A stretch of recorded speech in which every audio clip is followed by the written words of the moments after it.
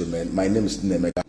I just read an article talking about the taxis governors of Nigeria doing a press release asking that import of white petroleum products should not be encouraged because of Dangote refinery. Nothing is more ridiculous as such submission. It shows clear that most of these people that purport themselves, parade themselves governors, do not even understand how economics works and how the economies work.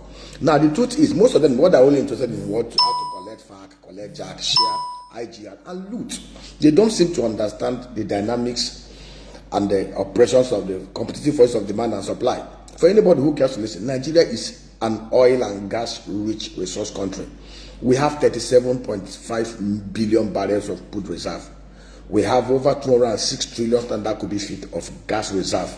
So if we have governments across the three tiers and arms of government that are populated by creative thinking, patriotic, compassionate, and honest people, we won't be having these stories of, oh, should we import white petroleum products? Should we not import it? Should we be looking at Dangote refinery being the sole producer of white petroleum products? It does not make sense.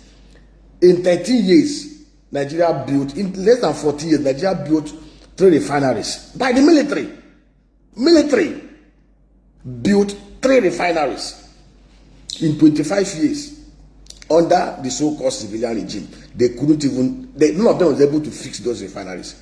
Over the last 5 years, we wasted over 4 trillion naira repairing a refinery they promised us that will come on stream May 29, 2023. Today is November 1st. It's not working.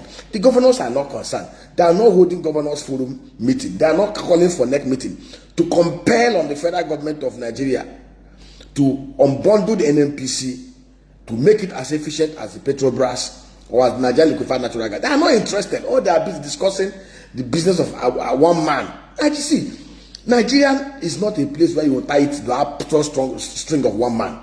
Let me give you an illustration. There was a time when Nigerians were importing Chivita. We were importing Five Alive. Nigerians were importing Five Alive. To produce ordinary juice was impossible until the Indians and the Lebanese came in and started Chivita. Chivita became was produced in Nigeria. Chivita was produced competitively cheaper and had better quality than Five Alive. Coca-Cola was forced to buy into the owners of Chivita because we had competitive advantage. They had the natural fruits from Benue axis and they were more competitive. See, it's shocking and ridiculous that anybody should make an argument for us to even stop importation of white petroleum products. For crying out loud, if Nigeria is a place where efficiency, where honesty, where we have sincerity, where we are productive, there's no need for anybody to even argue against importation if we are doing things right. First of all, firstly, the crude oil is here in Nigeria. Dangote does not even see. Dangote does not need to manipulate anybody or even to beg anybody to end import. If we are efficient, if we are very honest, so what stopped Dangote from being more efficiently productive than the refineries out there? What stopped us from producing crude oil at a price that is competitive compared to the Russians, to the Saudi Arabians, and all the rest of it? Is the technology not available for everybody to go and acquire? The Saudi Arabians do not produce the technology that they use to drill crude oil in their land. So you will not say, okay, they produce the machines and so they are more competitive. So if the Saudi Arabians can be very efficient, they have over 3 times petroleum pipeline bigger than that of Nigeria, yet you will never hear 1 liter of crude oil, 1 barrel of crude oil stolen from Saudi Arabia. Even a fly, if a fly perches on the pipeline across over 15,000 districts, they will decode it. You will never hear that Saudi Arabia lost 1 barrel of crude oil to thief their inefficiency because all their flow stations, all their metering heads, all their are metered digitally and monitored. You will never hear that crude oil was looted from Saudi Arabia. But we see all this inefficiency because we run a very corrupt government, we run a very corrupt nation, we run a very corrupt government, and all the rest of it. Rather than encourage efficiency, rather than enhance transparency, rather than do what is right, we are busy suggesting all manner of nonsense and awareness to stifle competition, to stifle efficiency. That is what we are. All they do is collect jack, collect fact, collect idea, and loot and share. Nobody thinks about productivity. Any right-thinking Nigeria will never advocate for a ban on importation of white petroleum products. It will keep in check local producers. What we should be asking ourselves, what do we do to enhance efficiency? We have 37.7 billion barrels of crude in our soil and in our waters. Why are we producing crude at a very expensive price of $31 per barrel, $38 per barrel, when others are doing it at $9, $10, $15? It is inefficiency, it is corruption. So why are we not concentrated on ending the inefficiencies, the corruptions, the insecurity that have made us to be very ineffective and inefficient, that have made the refineries not to work? Why are we not focusing on slaying the corruption and inefficiency to enable us compete with the rest of the oil producing communities around the world? That should be our focus. We will encourage Nigerians to build more refineries. We should be thinking about how we can dredge the waterways from the escravos all the way to Jebba to allow people to do modular refineries. We should be thinking about how we are going to ban the allocation of marginal fuel and OPLs to people who have no intention of producing white petroleum products here in Nigeria. We should be thinking about how we are going to increase the rig count, bring in investment, and increase efficiency and transparency, and we grow our crude oil output to about 3.5 million barrels a day. So that even if we fulfill our OPEC quota of 1.78 million barrels a day, which is our working capital, we will have enough to refine and take over the whole of Africa.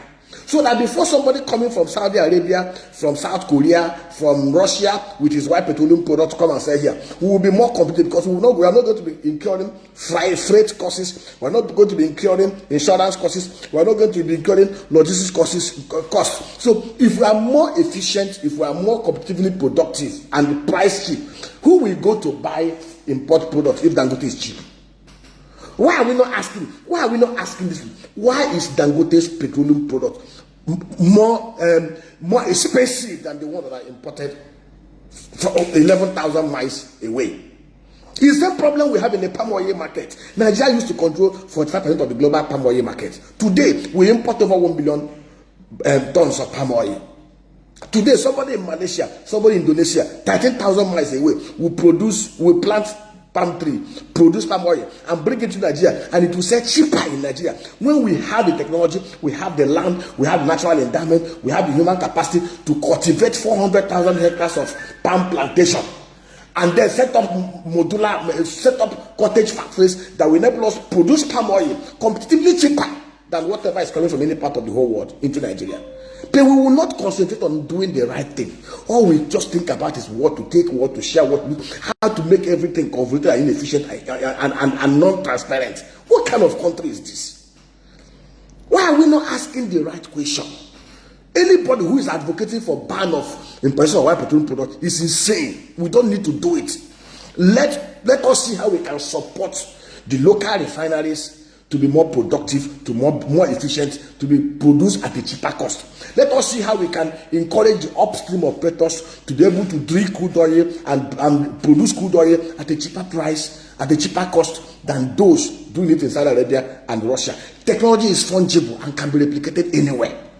The only thing that is holding us down as a country is the mass amnesia we suffer in this place. The inefficiencies, the massive corruption. Every one of us, we love the corruption and we don't want to change the system.